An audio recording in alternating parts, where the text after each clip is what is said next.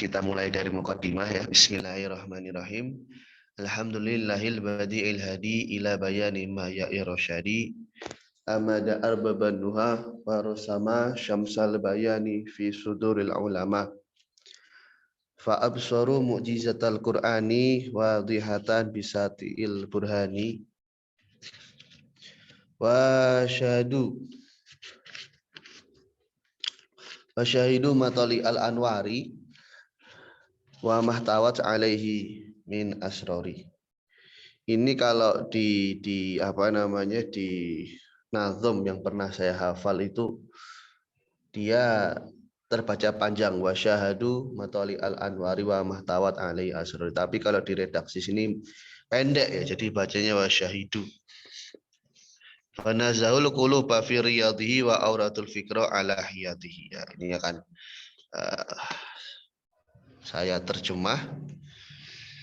Segala puji bagi Allah, Zat yang maha menciptakan segala sesuatu tanpa percontohan. Jadi al-badi ini sebenarnya bisa juga diartikan sebagai sesuatu yang diciptakan tanpa ada contohnya, juga bisa diartikan sebagai sesuatu yang menciptakan. Nah, kalau kaitannya dengan Asmaul Husna, berarti adalah segala puji bagi Allah yang menciptakan segala sesuatu tanpa percontohan. Jadi Allah itu menciptakan alam semesta ini dengan tanpa ada dengan tanpa adanya buku panduan, nggak pakai manual book ya. Kalau kita kan beli elektronik ada manual booknya gitu. Kalau Allah nggak pakai manual book. Ya terserah Allah semuanya sudah gitu ya.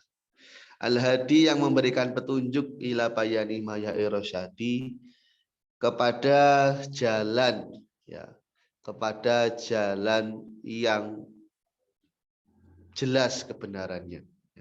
Mahya itu bisa kita artikan sebagai jalan ya. Bayan itu jelas, rosyadi itu ya kebenaran, petunjuk. Amada arbaba nuha, amada yang Allah ini memberikan pertolongan. Ya, kalau pernah dengar istilah imdad atau madad yang artinya pertolongan, arbaban nuha kepada orang-orang yang memiliki akal. Baru sama. Ya.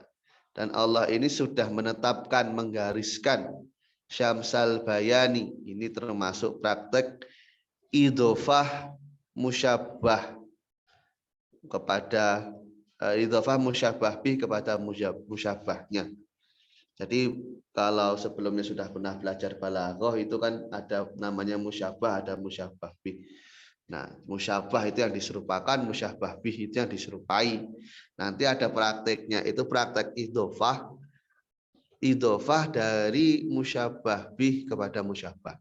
Jadi sesuatu yang diserupai dengan sesuatu yang diserupakan. Sesuatu yang diserupai. Jadi al-bayan di sini maksudnya ilmu bayan. Ilmu bayan yang sebagaimana matahari gitu. Jadi kalau kita buat ke format asalnya adalah rosamal bayana kasyamsi. Kemudian ada tuh tasbihnya dibuang dan musyabahnya ini musyabah bihnya diposisikan sebagai mudhof dari al-bayan yang musyabah bihnya. Syamsal bayani. Jadi Allah yang menggariskan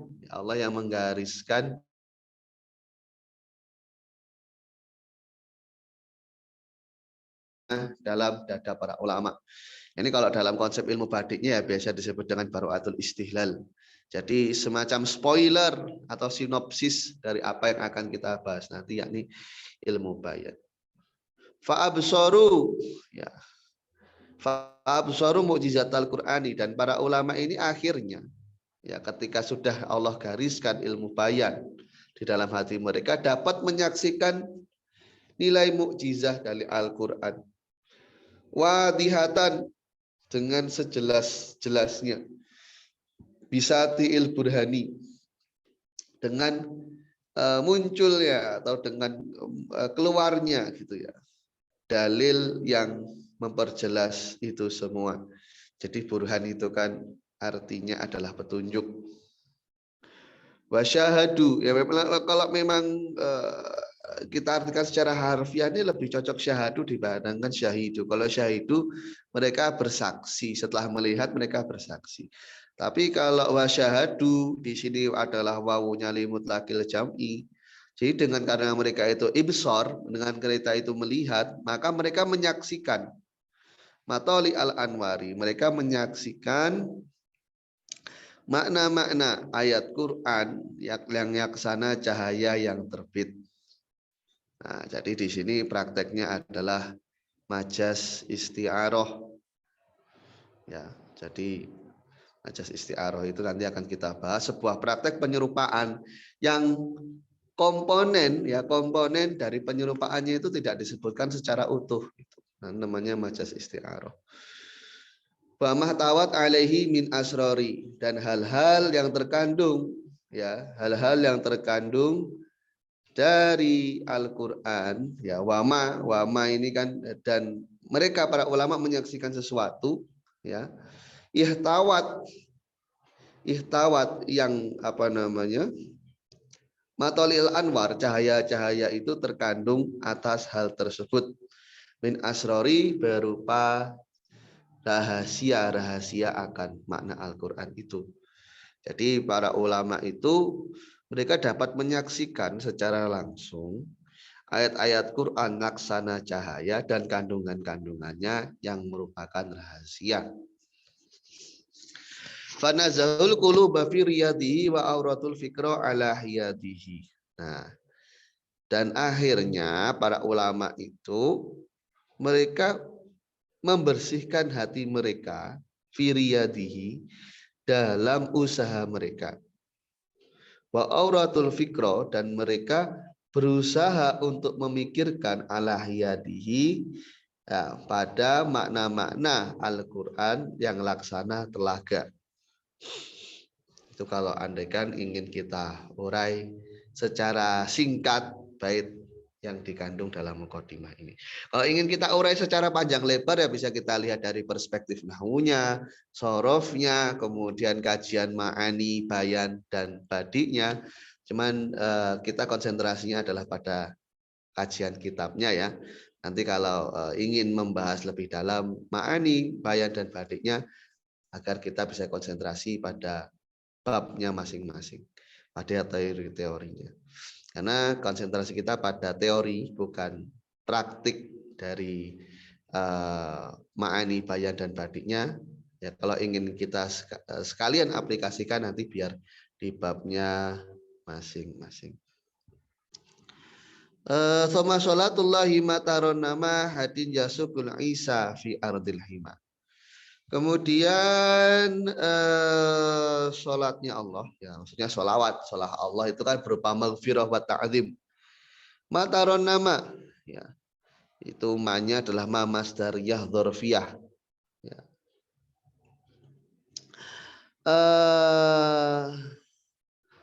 Sholawat atau ta'zim dan maghfirah Allah itu ya akan ini nanti khobarnya ada pada di bawahnya ini ya. Sholawatnya Allah, rahmat dan ta'zimnya Allah itu selagi hadin ini orang yang mengembala. Selagi orang yang mengembala itu dia masih menggiring unta. Dia masih bekerja untuk menggiring unta di daerah yang masih terjadi sengketa. Jadi ya, selagi ada pengembala yang masih mengembalakan untanya di tanah sengketa, ini hanya permainan sastra saja ya.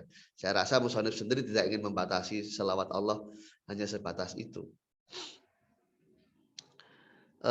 Ala nabiyina ya, rahmat dan ta'zim Allah itu atas nabi kita al-habibil hadi ya, yang menjadi kekasih yang memberi petunjuk, ajalikul linatikin dudodi, makhluk yang paling mulia, yang paling fasih, yang paling menguasai ya dari setiap orang yang mengucapkan dot sesuai dengan hadis, ana afsahuman nataqa bidot. Rasul itu orang yang paling fasih mengucapkan dot. Loh, tahu dari mana? Memang yang jadi standarnya itu siapa? Nabi Muhammad kan saat mengaji Al-Quran, beliau setorkan, beliau tasmikkan kepada malaikat Jibril. Tentu barang pasti ini berdasarkan standarisasi malaikat Jibril. Muhammadin Sayyidi Khalqillahi, Nabi Muhammad yang merupakan pimpinan dari para makhluk, Al-Arabi Tahiril Awahi, yang berbangsa Arab, ya, yang suci, yang kembali kepada Allah. Ya. Jadi awah itu sama dengan tawab, kembali kepada Allah. Tsumma ala sahibi siddiqi habibi wa Umarul Faruqi. Juga kepada sahabatnya, yakni Abu Bakar As-Siddiq, kekasihnya, dan juga Umar Al-Faruq. Tsumma Abi Amrin, Imamil Abidin wa Satwatillahi Imamiz Zahidin. Nah, kemudian juga semoga tetap tercurahkan, ya, kepada Abi Amr, yang merupakan imam dari hamba-hamba yang beribadah, dan juga Satwatillah yang menjadi cambiknya Allah, Imam Zahidin, para pemimpin dari orang-orang zuhud. Ya, jadi ya yang atas ini, yang pertama ini diarahkan kepada Sayyiduna Utsman, yang beliau adalah orang yang ahli ibadah. Yang kedua diarahkan kepada Sayyiduna Ali, ya, cambuknya Allah. Siapa yang nggak takut dengan Sayyiduna Ali, kan? Tuma ala baqiyati sahabah, kemudian kepada sahabat-sahabat yang lain, zawit tuqa. Kalau dulu yang saya pernah dihafal di pesantren, zawit tuqa. Zawit tuqa wal fadli wal inabah, ya, ini orang yang memiliki ketakwaan, keutamaan, dan juga inabah, orang yang mau untuk kembali kepada Allah. Wal majdi wal fursati wal baro'ah, orang yang agung, ya, memiliki derajat yang tinggi, orang yang diberi kesempatan, wal fursah, beri kesempatan untuk berbuat baik, wal baro'ah, dan memiliki keunggulan, wal hazmi, orang yang memiliki tekad, wal najdati, orang yang suka menolong, wasyaja'ah, dan pemberani. Ma'akafal kolbu, ya, sholawat tadi tetap tercurah, ma'akafal kolbu, selagi hati itu masih konsisten, ya, berpegang teguh al-Qur'ani, atas Al-Qur'an, murtaqian, ya, hati itu akan naik li hadratil irfani, untuk bisa ma'rifah kepada Allah. Mungkin kita akan berpikir di sini, kenapa kok Syekh Abdurrahman Al-Akhdari, ya, pengarang dan Jaharul Maknun ini seolah-olah kok mengarahkan pujian atau mukadimahnya kepada proses suluk atau berjalannya seorang hamba menuju level makrifah. Ya, karena memang seperti itu, ya. Jadi beliau ini saat mengarang Jaharul Maknun, jadi meringkasnya dari kitab Talkhisul Miftah ini, beliau memang sedang menggeluti dunia tasawuf. Ini akan berbeda ketika kita baca kitab yang lain dalam bentuk nazam dari beliau, semacam Sulamul Muraunak atau Sulamul Munawwarok, itu ya, ada dua versi bacanya. Bahkan ada yang nambahin Sulamul Munawwarok, tapi itu ada yang bilang nggak tepat. Yang paling tepat, ya, kalau nggak Muraunak, ya Munawwarok. Itu di situ beliau mengarangnya di usia masih muda, di usia 21 tahun, tapi sudah sangat produktif. Itu memang beliau belum begitu menggeluti dunia tasawuf. Berbeda saat beliau meringkas kitab Talkhisul Miftah ini menjadi Jaharul Maknun. Ini beliau sudah lumayan agak dewasa lah secara spiritual. Saya lanjutkan, hadza wa inna durarul bayani wa ghurarul badi'i wal ma'ani. Kemudian, ya, hadza ini ya semacam waba'du gitu kalau andaikan kita menggunakan redaksi yang lain. Jadi hal ini, ya, jadi setelah membaca hamdalah, basmalah, wa inna durarul bayani wa ghurarul badi'i wal ma'ani, sesungguhnya masalah-masalah ilmu bayan, badi, dan ilmu ma'ani yang laksana permata ataupun intan, ya. Khobar dari inah tahdi ila mawaridin syarifah adalah bisa menunjukkan kepada level atau derajat yang mulia. Wa nubadhin badiatin latifah, dan beberapa sebuah keindahan ucapan yang lembut. Jadi ada dua sisi. Dengan kita mempelajari ilmu balaghah, ya, baik dari ilmu ma'ani bayan ataupun badinya, selain kita bisa mencapai level yang tinggi dalam artian kita ketika kita memahami Al-Qur'an dan hadis, itu ada feedback lain, yakni kita juga bisa mengaplikasikan nilai sastra itu dalam ucapan kita. Ya, ini tentunya sastra bahasa Arab, ya. Kalau kita aplikasikan dalam bahasa Indonesia, ya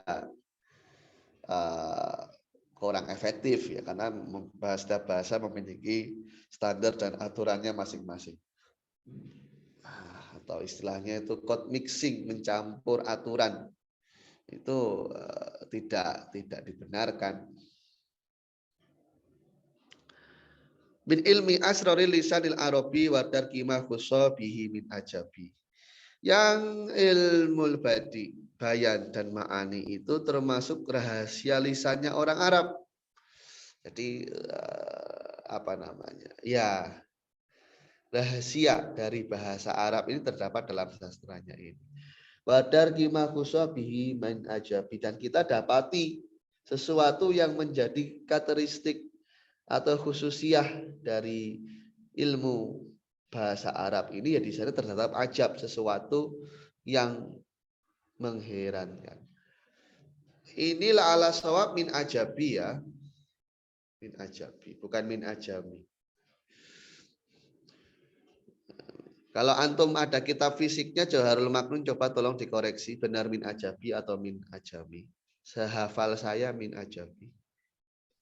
Ustadz. Oh ya, siap. Ustadz Hadi mungkin ada versi lain? Enggak ada? Benar, ajabi. Ajabi, ya. Li'annahu karuhilil i'rabi wa huwa li'ilmin nahwi kalubabi. Wah, ini kayaknya redaksinya banyak yang perlu dikoreksi ini, ya. Karena ilmu balaghah, yakni al-ulum minal funun as-salasah, adalah karuhilil i'rab, sebagaimana ruh bagi ilmu i'rab. Yang notabene-nya i'rab itu adalah bagian dari ilmu nahwu. Yang ilmu i'rab itu sendiri adalah laksana saripati dari ilmu nahwu. Jadi bisa dibilang balaghah ini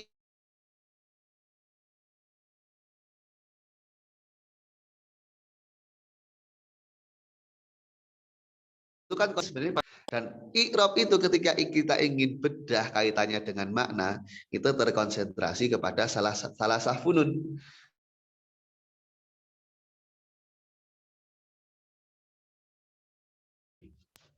Ya, meskipun sebenarnya ya ini pengalaman pribadi, ya, maksudnya kalian bisa setuju atau tidak. Yang besar kaitannya dengan i'rab itu ada pada ilmu ma'aninya, itu sangat besar kaitannya dengan i'rab. Kalau ilmu bayan itu kadang meskipun tidak dengan i'rab masih bisa kita deteksi nilai bayannya, karena kan semacam musyabah bih dalam kasus tasbih, atau majas dan hakikat, kinayah, itu kan konsentrasinya kan tidak di level akhir katanya sebenarnya. Konsentrasinya itu adalah bagaimana menyandangkan.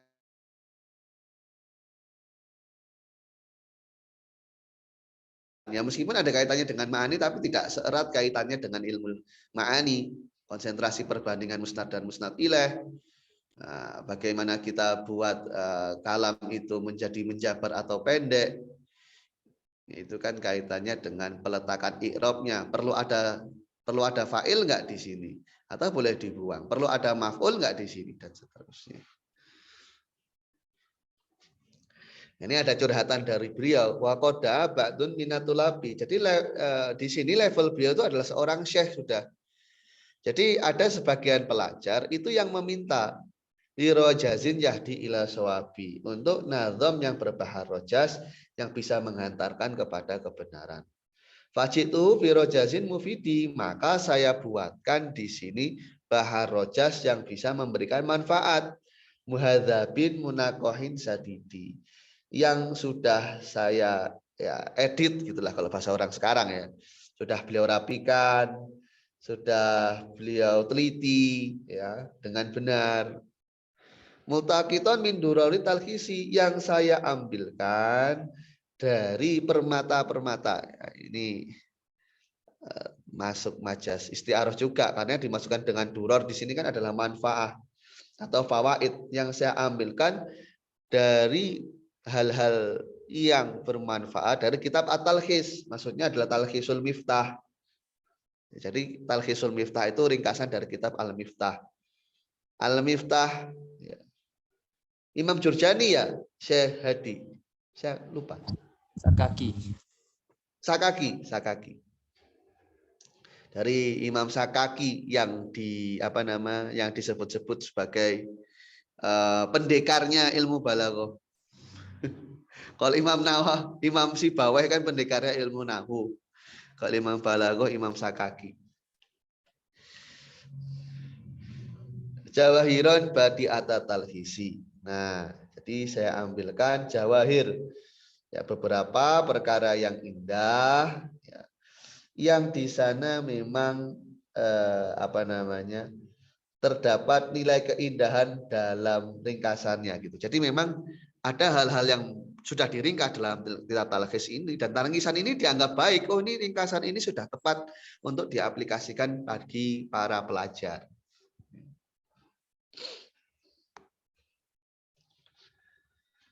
Salaktu ma'abda minat tartibi wa ma'alau tujuh dafit tahdibi. Nah, di sini untuk metodenya ya, ma'abda minat tartibi saya akan jelaskan sesuai dengan urutan-urutan. Jadi di sini memang dari ilmu ma'ani mengacu dari kitab Miftah al-Miftahnya.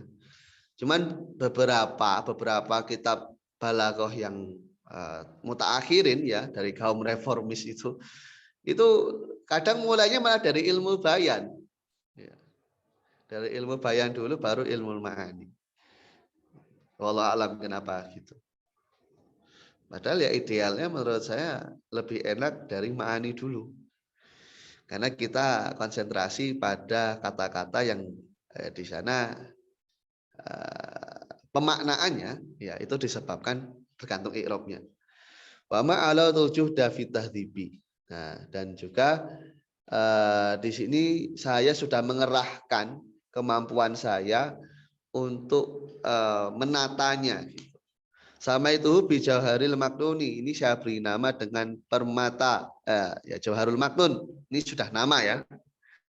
Nama itu kadang sudah tidak perlu dilihat dengan arti harfiahnya, karena dia sudah menjadi makna dari sebuah nama itu yang menunjukkan sosok orangnya, tidak lagi diartikan secara harfiah. Ya kalau mau kita artikan Jauharul Maknun ya artinya permata yang tersembunyi gitu. Ya. Apa itu istilahnya? Permata itu apa sih? Diamond bukan? Atau lain? Ya. The hidden gems, biasanya pakai gems. Fisodafi salah satil fununi. Ya, yang membahas, yang menjadi media, menjadi wadah untuk 3 bidang ilmu tadi, ilmu bayan, ilmu ma'ani, dan ilmu badi. Wallaha arju ayyakuna nafi'a likulli man yaqra'uhu wa rafi'a. Kepada Allah aku mengharap supaya kitab ini bisa memberikan manfaat untuk setiap orang yang membacanya. Juga saya berharap semoga Allah memuliakannya, menaikkan derajatnya. Wa ayyakuna fatihan lil babil jumlatil ikhwani wal ashabi. Dan saya juga berharap Allah akan membuka ya, pintu pemahaman untuk beberapa saudara dan beberapa kawan. Ya meskipun ashab ini bisa diartikan santri, tapi juga bisa diartikan sebagai orang yang mulazamah, ya, yang selalu membersamai beliau baik sebagai murid atau sebagai teman seperjuangan. Ya, ini terkait dengan mukodimatul kitab ya, bukan mukodimatul mabhasnya. Karena kalau mukodimatul mabhas nanti akan kita bahas di bait berikutnya. Di sini kita coba bahas juga syarah dari kitab ini. Padahal mu'alifu rahimallahu hadzan nazma al-mubarak bismillahirrahmanirrahim. Beliau memulai dengan bismillah, tsumma tsana bilhamdulillah. Kemudian beliau memuji Allah dengan pembacaan alhamdulillah. Ya, melanjutkan keduanya dengan dimulai dengan bismillah, diduakan dengan alhamdulillah. Tsumma tsalatsa bisolatu ala Rasulillah wa sahabatihi.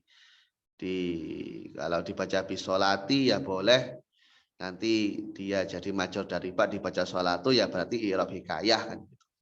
Sama kayak tadi bilhamdi juga boleh, bilhamdu juga nggak apa-apa. Membaca sholawat kepada Rasulullah dan para sahabat. Ya wa akhiran dzakara sababal ladzi dafa'u ila hadzal nazmi al-mubarak. Beliau menyebutkan motif mengapa beliau membuat nazam yang diberkahi ini. Dan beliau menjadikan kitabnya ini ada mukadimahnya dan ada 3 bidang keilmuan, yakni ilmu ma'ani, ilmu bayan, dan juga ilmu badi.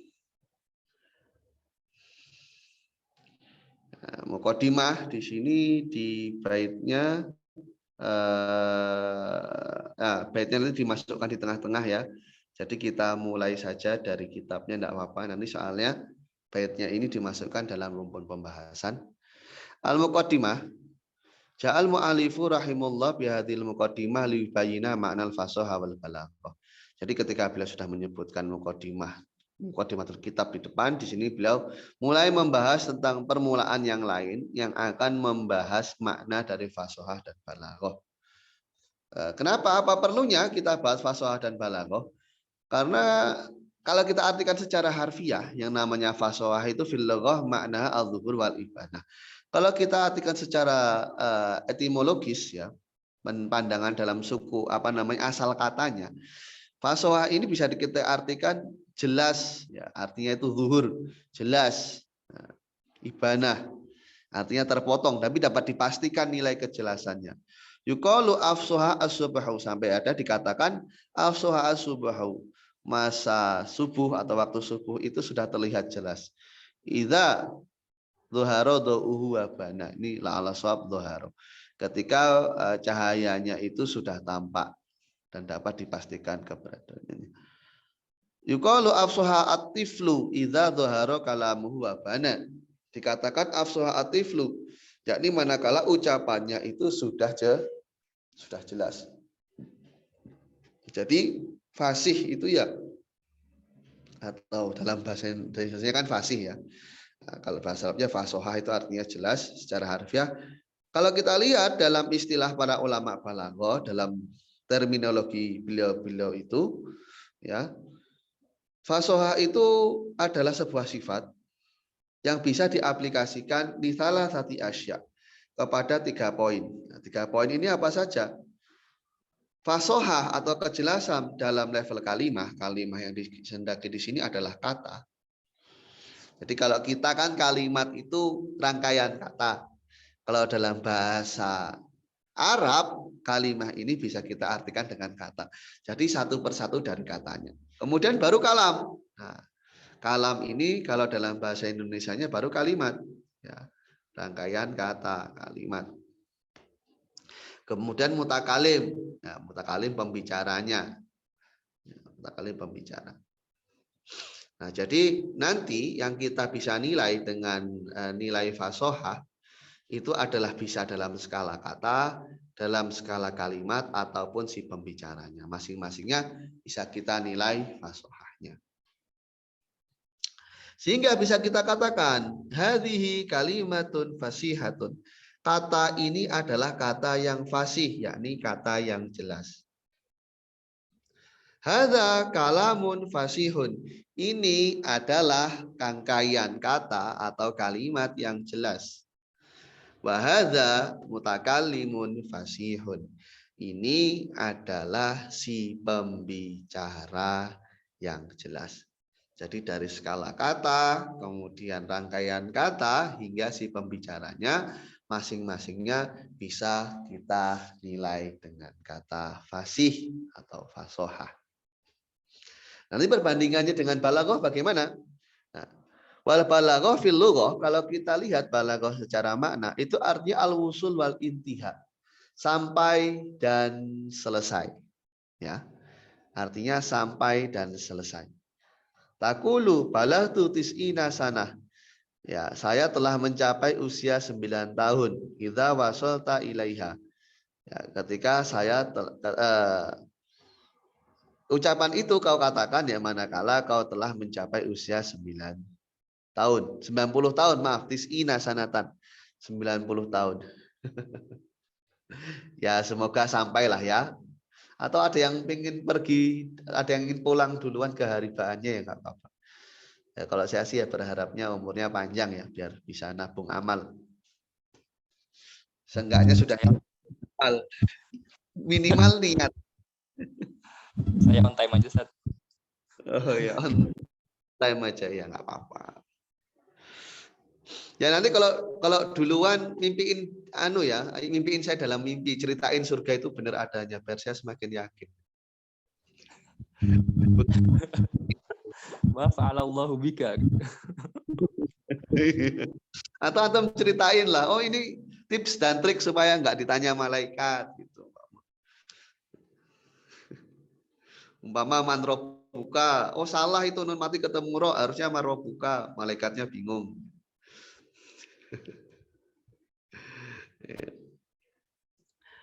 Balaghah fil istilah. Kemudian sastra dalam terminologi para sastrawan. Ya, takunu wasfan lil kalami wal mutakalim. Ya, yang artinya sampai atau final tadi. Ya, sudah final, sudah selesai. Ini merupakan sifat yang bisa diaplikasikan untuk rangkaian katanya dan juga bisa diaplikasikan untuk si pembicaranya. Hadza kalamun baligh. Ini ucapan yang sudah final, nilai sastranya, jadi nilai keindahannya itu sudah nggak terukur lagi, sudah selesai. Very high in the sky, tidak bisa dikejar lagi, sudah selesai. Wa hadza mutakallimun balighun. Ini adalah si pembicara yang balik ya, atau yang telah sampai. Jadi kalau hanya sekedar jelas itu belum tentu sampai. Tapi kalau sudah sampai itu sudah pasti jelas. Karena dia berada di level yang tertinggi dari kejelasan. Nah, jadi mungkin kita sering berpikir kalau namanya sastra itu kan pasti susah dipahami, butuh ngayal dan nggak jelas. Justru sebaliknya, dalam bahasa Arab, ya, kategori sastra itu akan berlaku manakala apa yang ia sampaikan sudah di level jelas. Jelas dulu baru bersastra. Sebenarnya dalam bahasa Indonesia juga begitu. Jelas dulu baru bersastra. Cuman karena kita mungkin tidak baik dalam memahami bahasa Indonesia, seolah-olah kita langsung memahami namanya sastra itu pokoknya harus ribet, harus ngayal, dan harus nggak paham dulu. Ya sebenarnya keterbatasan kita, akhirnya kita menghakimi sesuatu namun tidak sesuai dengan realitanya. Ya. Kalau dalam istilah logikanya Strawman fallacy. Kita salah-salahkan suatu hal yang sebenarnya hal itu adalah ide yang kita buat-buat sendiri. Ini kan ya seringnya kita kan gitu, kita salah paham, kita marah-marah, ternyata kita kemakan hoax. Itu namanya Strawman fallacy. Nah, kita kembali ke tema ya, kita belajar sastra bukan belajar logika. Tadi kira saya promosi lagi kan. Iya, al-kalimah al-fasihah. Ini kita mulai dari kata, levelnya kata yang jelas. Ya mungkin memang kalau kita ingin bandingkan dalam bahasa Indonesia, semuanya itu juga harus disampaikan dengan kata yang jelas, dengan bahasa yang jelas, barulah bisa kita nilai muatan sastranya. Al-kalimah al-fasiyah yalati takunu qaliyatan min salasati uyubin. Setiap kata, ya kata itu bisa dikatakan jelas atau fasih, manakala dia itu berhasil keluar dari ruang lingkup 3 nilai kekurangan. Jadi ketika sebuah kata ini tidak masuk dalam ketiga nilai kekurangan ini, maka dia sudah lulus, sehingga disebut sebagai kalimah fasihah, kalimah yang jelas. Apa saja itu? Yang pertama tanafurul huruf. Adanya nilai kontradiktif atau adanya nilai bertolak belakang antar hurufnya. Maksudnya hurufnya bertolak belakang ini bagaimana? Yakni pelafalan antar satu huruf dan huruf yang lain ketika beralih ya antara satu huruf dengan huruf yang lain, itu orang Arab, ingat, orang Arab itu merasakan kesulitan. Ya kalau potongan-potongan seperti antum semua yang mungkin Arabnya nggak Arab ori ya, Arab KW atau Araban palsu ya, mungkin mudah-mudah saja mengucapkannya meskipun orang Arab kesulitan. Orang Arab itu kan ngomong hu itu kan kesulitan, hu. Kok saya biasa aja. Kemudian ada ghorobatul lafzi, lafadznya asing, nggak familiar di kalangan orang Arab. Yang terakhir mukhalafatul qiyas, menyalahi aturan yang berlaku. Nah, nanti rinciannya ada di bawah. Kita mulai dari kekurangan yang pertama ya di sini. Yang membuat sebuah kalimat itu tidak fasih adalah tanafurul huruf. Adanya nilai kontradiksi antara hurufnya. Fama huwa tanafurul huruf. Tanafur huruf ini apa sebenarnya? Kenapa kok dia menjadi momok, menjadi penyebab sebuah kalimat itu nggak fasih? Tanafurul huruf antakuna al kalimatu takilatan ala lisan. Kalimatnya itu susah disebutkan ya pada lisan. Ya barometernya tetap orang Arab ya. Contohnya lafadz hu. Nah, ini kalau saya biasa aja. Ustadz Hadi susah enggak? Mungkin Ada yang nyebut itu menggunakan kasroh, Ustaz. iya hi'ho, ada yang bilang hi'ho. Itu lebih susah lagi, San. Tapi saya biasa aja. Hu atau hi'ho. Nah ini Akhi Irsyad Fadil enggak masuk ya. Nah, itu ada temennya Akhi Irsyad Fadil, julukannya hu. Hi'ho. Gak boleh begitu, Ustaz. Baru pulang umroh, Ustaz. Oh, iya. Insya Allah. Pulang umroh semoga diperlancar rezeki dan jodohnya. Hu linabatin aswad, untuk nama tanaman yang berwarna hitam. Nah, saya sendiri tanamannya kurang tahu detailnya semacam apa ya, karena meskipun saya pernah di sana, cuman kan di sana cenderung gersang, jadi nggak tahu tanam-tanaman secara mendetail. Saya kan di sana kuliahnya syariah, bukan kuliah botani ya. Alasan ini. Antum tahu tanamannya Ustadz tadi? Di sana ada hi'ho itu di Mesir. Waduh, Mesirnya udah bahasa Arabnya, Ustaz. Full. Kalau nggak ada, adanya bayam, lobak. Kalau hu ini kurang tahu. Kemudian mustazir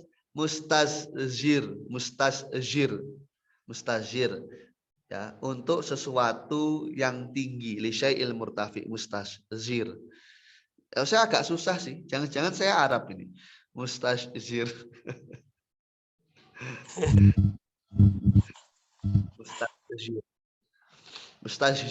Mustazziru. Memang ada beberapa sebagian ya, saya nggak bilang semua. Ada sebagian ulama itu yang mengatakan nilai dari tanafurul huruf itu adalah disebabkan oleh jauhnya makhorijul huruf. Ya, jauhnya makhorijul huruf, ataupun kalau dia itu dekat makhorijul hurufnya, sifatul hurufnya itu berlawanan. Sifatul hurufnya berlawanan. Jadi memang macam-macam ya. Tapi kalau dalam kasus antara shin dan zai ini kan sebenarnya Makhrajnya kan dekat. Karena wasatul lisan ya dengan zai itu kan di torful lisan ya. Ini dekat. Kalau mau dilihat dari sifatnya pun shin itu dia bukan termasuk huruf hamas kan ya. Zai juga bukan. Huruf hamas kan fahasahu. Oh, shinnya yang shinnya hamas ya, zainya enggak. Fahasahu syakhsun sakat. Ya mungkin ini bisa dilihat dari sisi ini. Jadi satunya itu sifatnya hamas, satunya sifatnya jahar. Dari hamas beralih ke jahar. Ma'a kurbil makhraj. Makhrajnya dekat tapi sifatnya saling bertolak belakang. Ini mungkin bisa mengacu sebagian ulama. Tapi itu tidak begitu diiktibar oleh ulama yang lain. Pembelaannya pada lafaz ayat Al-Qur'an zahzih itu loh. Zahzih itu zai sama hak, makhorijulnya hurufnya jauh. Ya, tapi di sana masuk dalam Al-Qur'an, berarti kan nilainya tetap fasih. Tapi ya wallahu a'lam. Intinya yang jadi barometer itu adalah orang Arab kalau kita ingin fire pada nilai yang kebanyakan ulama balaghah sepakati. Mustashzirat. Jadi memang kalau kaitannya dengan haraf, ya itu kan kembalinya ke ilmu qiraah pada makharijul huruf dan sifatul hurufnya. Kalau kita lihat dari nilai apa namanya huruf syiddahnya, ya huruf syiddah ajidu qad bakat, ya memang di sini tidak ada yang syiddah. Tadi ya mungkin itu dalam hamas dan jaharnya. Kemudian ada khonsalil. Nah, khonsalil ini nama untuk pedang, sebutan untuk pedang. Khonsalil. Ya, saya juga kesulitan ini. Yang enggak cuma hu aja. Maka kita katakan iftarasyatil hu. Kalimah hu laisat bifasihah. Ada yang bilang hi, ada yang bilang hi. Ini tidak fasih li'anna fiha tanafural huruf. Tanafural huruf. Karena dalam kasus hu ini ada ketertolak-belakan antara hurufnya. Maksudnya anha thaqilatun ala lisan. Susah diucapkan hu. Katanya sih kalau sering makan roti nyebut hu ini susah. Tapi ya wallahu a'lam. Kalau antum kebanyakan makan sambal kacang ya mungkin enggak. Nah, kemudian makanan mustazhir, sesuatu yang tinggi. Kata-kata mustazhir, mustazhir. Susah memang ya. Saya mau keserempet bahasanya anak-anak Jaksel itu. Mustazhir. Ini tidak fasih ya, ada tanafurul hurufnya. Sakilah ala lisan. Khonsalil ini juga tidak fasih. Dia ada tanafurul hurufnya, sakilah ala lisan. Maka begitulah seterusnya, setiap kalimah yang di sana itu levelnya adalah sakilah ala lisan, susah untuk diucapkan ya. Karena faktornya tanafurul huruf, maka dia tidaklah fasih. Berikutnya aib yang kedua, menjadikan sebuah kata atau kalimat itu tidak fasih adalah ghorobatul lafzi. Ghorobatul lafzi itu apa? Yakni kalimatnya ghairu dhahiratil makna wala ma'lufatal istiqmal. Selain tidak biasa atau tidak sering diaplikasikan dalam perbincangan, maknanya pun itu enggak jelas. Ini artinya apa itu enggak bisa dideteksi dengan baik. Ya. Contohnya takak kaktum. Nah, takak kaktum ini tidak familiar di kalangan bangsa Arab secara umum, yang artinya ijtamaktum. Ifron kau, yang artinya insorofu, berpisahlah atau berpencarlah, bubarlah. Fayaqulu tilmidun wa qajtama alaihi rifaquhu. Jadi ketika seorang murid kemudian kawan-kawannya sudah berkumpul, ia berkata umpama lakum takaktum alayya. Nah, apa yang terjadi pada kalian sehingga kalian berkumpul atasku atau kalian berkumpul di sekelilingku. Kata takaktum ini tidak fasih karena ghoribah, tidak familiar digunakan oleh orang Arab. Faida arada'atil midhu ayya'muru rifaqahu bil insiraf. Ya, ketika seseorang murid ingin meminta atau memerintahkan, ya meskipun amr, tapi kan kalau selevel jadinya iltimas ya. Kecuali dia irtifa'un nafs, merasa dirinya lebih tinggi, ya bisalah amr. Bil insiraf, maka dia katakan ifron ki'u, menggunakan fi'il amr ya. Ifron ki'u, bubarlah. Atau bercerai-berailah. Ini tidak fasih ya kata ifron ki'u, karena dia ghoribah, tidak familiar. Wahakadha, dan begitu seterusnya. Setiap kalimah yang dia di sana adalah ghoribah, ghairu ma'lufatil isti'mal, tidak familiar digunakan, falaisat bifasihah, maka dia tidak bernilai fasih. Berikutnya, ya, aib yang ketiga yang membuat kalimat tidak fasih adalah mukhalafatul qiyas, menyalahi aturan kaidah sorof. Apa itu mukhalafatul qiyas? Manakala sebuah kata itu menyalahi aturan atau undang-undang yang diaplikasikan dalam ilmu sorof, dalam praktek tasrif. Sebenarnya ilmu sorof secara umum ya, karena sorof secara umum kan nanti membahas tasrif, kemudian membahas i'lal, membahas ibdal, kemudian nanti ada bagaimana jam'ul kalimah, bagaimana tasghirul kalimah, bagaimana nasabul kalimah, itu ilmu sorof. Jadi yang menjadi barometer di sini ilmu sorof.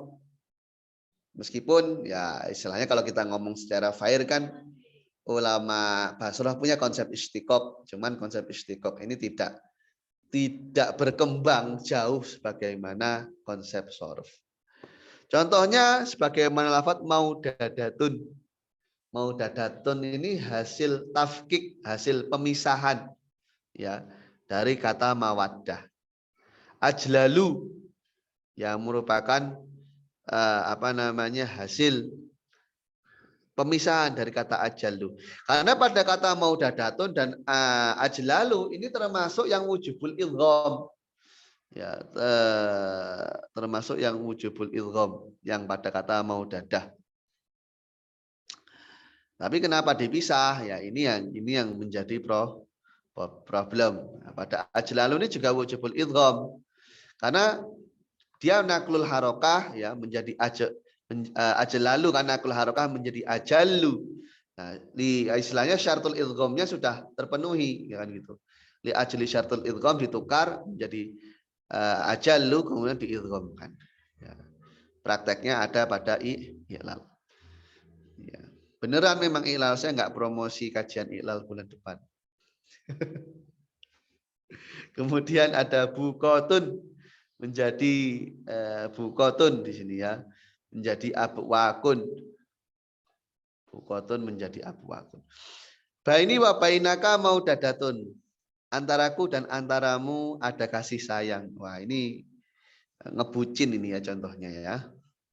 Nah, maudadatun ini tidak fasih karena mukhalafatul qiyas, menyalahi undang-undang dari sorof. Harusnya diidghamkan di sana.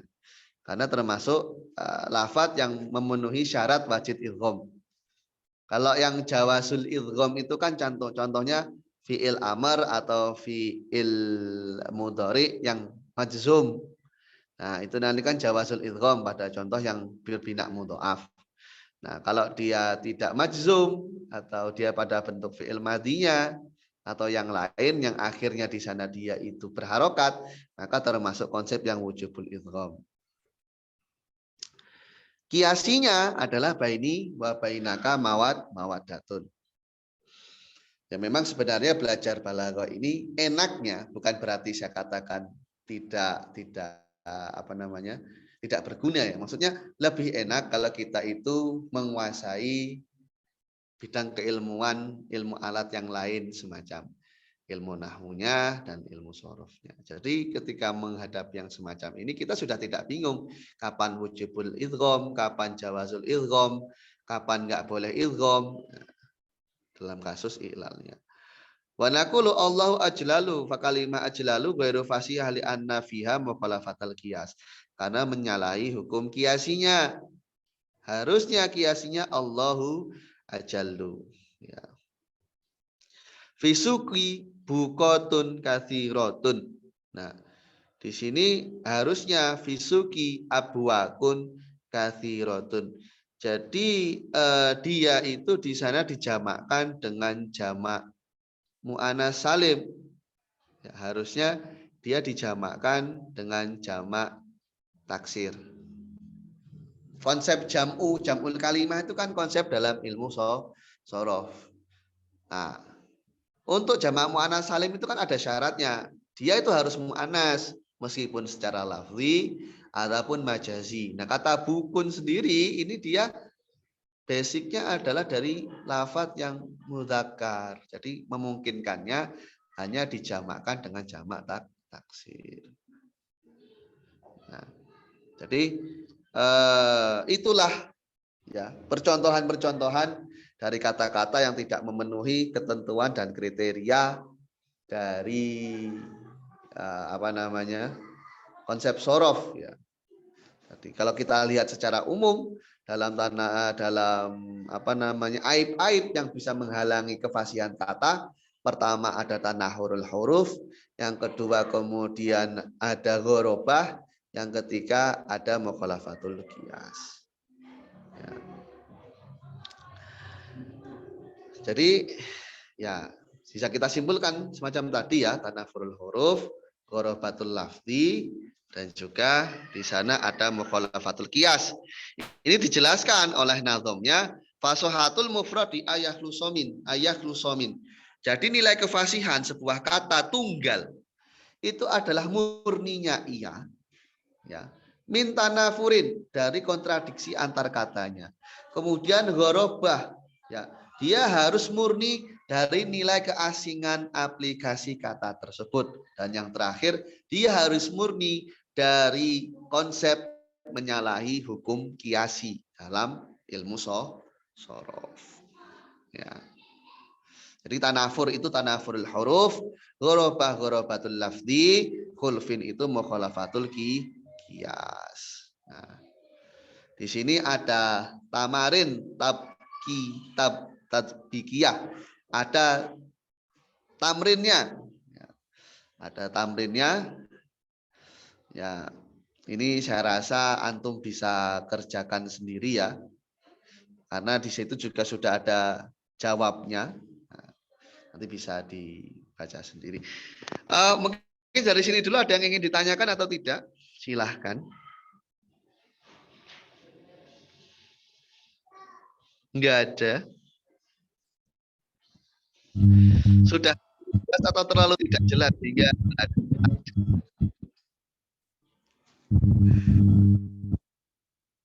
Gimana Ustaz? Ustaz, kan di Balago kan ada yang menambahkan satu syarat Ustaz, yang karohah fis sima atau karohah fis sam'i, atau enggak enak didengar lah. Pernah baca tapi lupa itu. Itu mutabar nggak Ustaz? Maksudnya kita anggap itu sebagai mukhirul lil fasohah nggak Ustaz? Karohatu sam'i itu beberapa memasukkannya dalam munculnya karohatu sam'i itu berasal dari mana? Ya, karena dia sudah diaplikasikan. Jadi ada yang melihat dia sebagai rumpun yang independen, ada yang memasukkan dia itu dalam kasus ghorobah. Ya kalau memang sudah familiar itu nggak mungkin karohatu sam'i.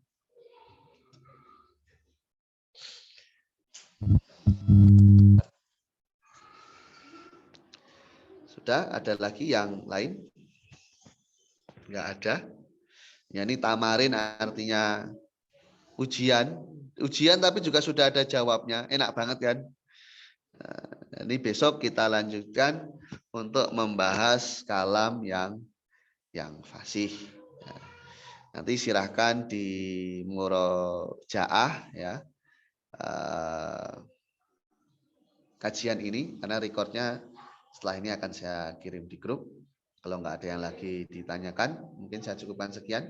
Akhi Indra mau tanya nggak? Nggak. Enggak, Ustaz. Yang akhwat-akhwat mau tanya nggak? Kalau mau tanya WA-nya ikhwan-ikhwannya di Wapri aja. Ustadz Hadi itu. Sibuk. Siap. Ya, naktafi bihadzal qadar insyaallah bukra sanastamir fil sa'ah al-wahidah kaman ya, kita akan di jam 1 bagaimana biasa. Subhanakallahumma hamdika asyhadu an la ilaha illa anta astaghfiruka wa atubu ilaik. Assalamualaikum warahmatullahi wabarakatuh.